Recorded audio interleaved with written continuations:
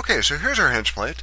What I'd like to show you, and you're probably familiar with this hinge plate, what I'd like to show you is some options that are available with Dialog Box that appears when you're trying to put in a Smart Dimension and to make a modification to it. So this is a really good dimension to demonstrate that on. It's on our hinge plate, and with this hinge plate we have a number of different configurations. The all configuration here shows all the hinge rounds and the holes and the cut associated with that. And each one of these configurations that we have in here, these configuration names, like the front left, actually takes, it keeps the front one, which is this one, and then the left one over here takes out the back and the right hand side one. So if we were to double click on that and give us that, what it does is it comes over here to our feature manager, and we have a right cut and we have a back cut that we have unsuppressed. So let's go in and to that sketch 9 and take a look at that. If we were to right click on that sketch 9, you can see what it does on the right hand side. Creates a rectangular sketch and it cuts out those hinge elements on the inside of that sketch. Coincident relationship here, and some other ones, and then there's one dimension which kind of drives the rest of that.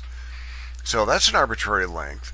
But if you were to double click on that, you have to be really quick about that. What you want to do is you want to be able to get this dimension dialog box. So we're familiar with some of this in here, but we haven't really explained a lot of what's going on here. First one is going to be the green check mark. We know if we put a value in there, put the green check mark in there, click on that, it's going to rebuild it.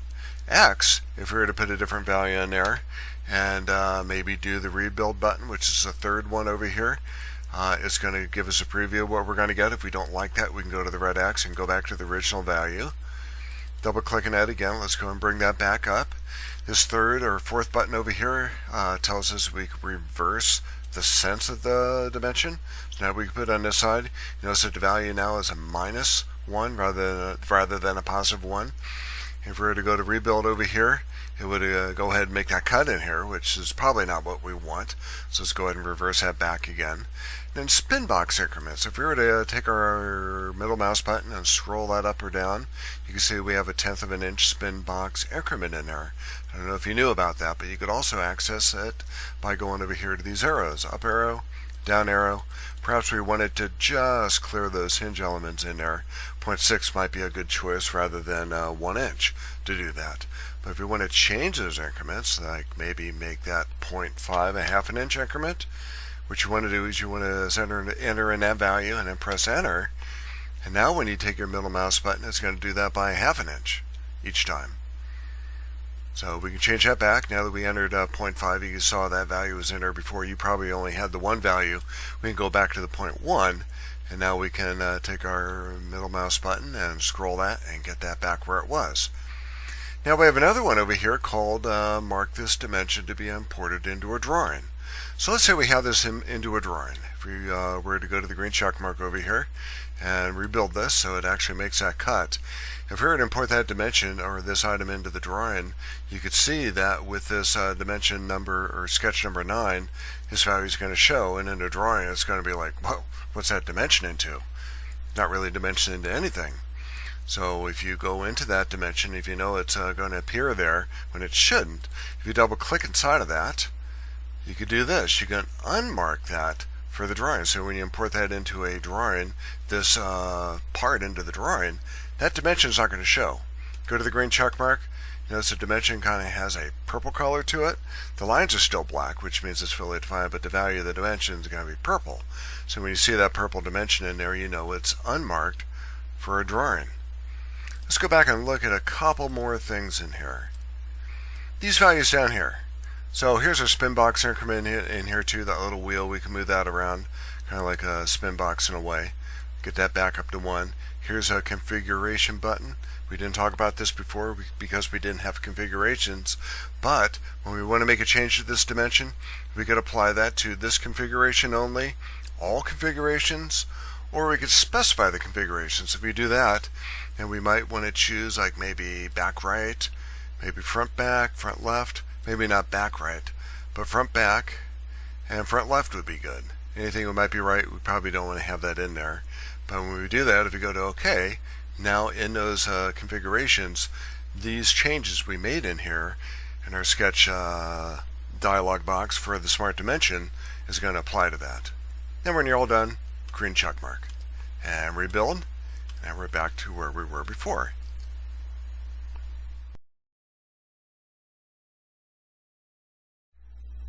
So let me show you one more thing about the Smart Dimension Dialog Box. As you know, we can rename features in here that we do fairly frequently. We can rename sketches. We do that less frequently because there's a lot more sketches than features sometimes. And sometimes you don't need to do that, but for situations like with sweeps and lofts, we know we probably should rename our sketches. It just helps us organize that a little bit. But we could also go inside of this and actually rename some dimensions that are associated with that. So if we were to go inside of that sketch, or sketch number 1, and if we were to click on one of these dimensions over here, and it's only got 2 dimensions, one's driven and one is driving. You can see the name over here in the Properties Manager. It's called D1 at Sketch 1.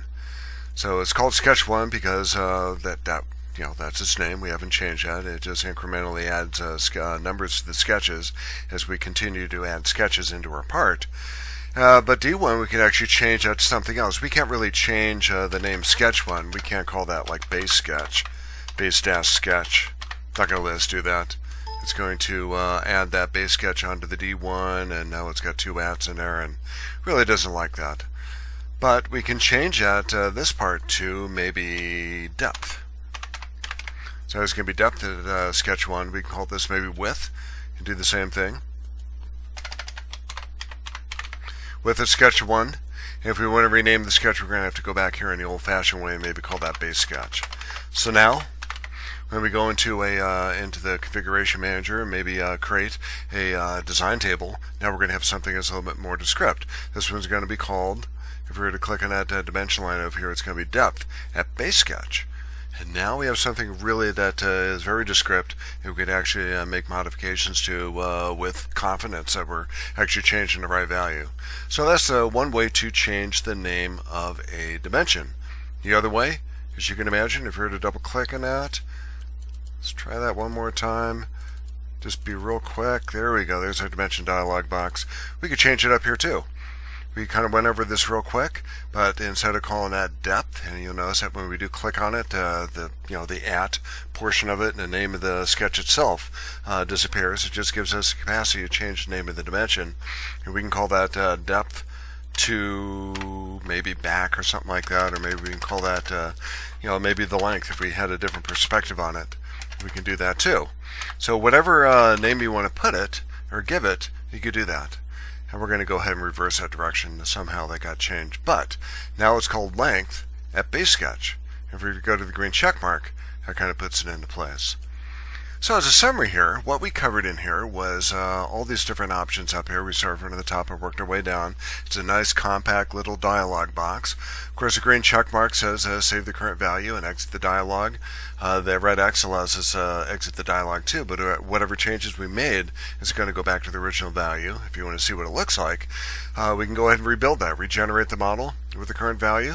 We can reverse the sense of that dimension. This doesn't really do anything, but as you saw in a previous example, it did make an impact, and you want to make sure you're careful with that. Reset to spin increment. We're back to 0.1 in here, but we can actually change that. Remember, when you do change that value, you want to press the enter key. There's no OK in this dialog here.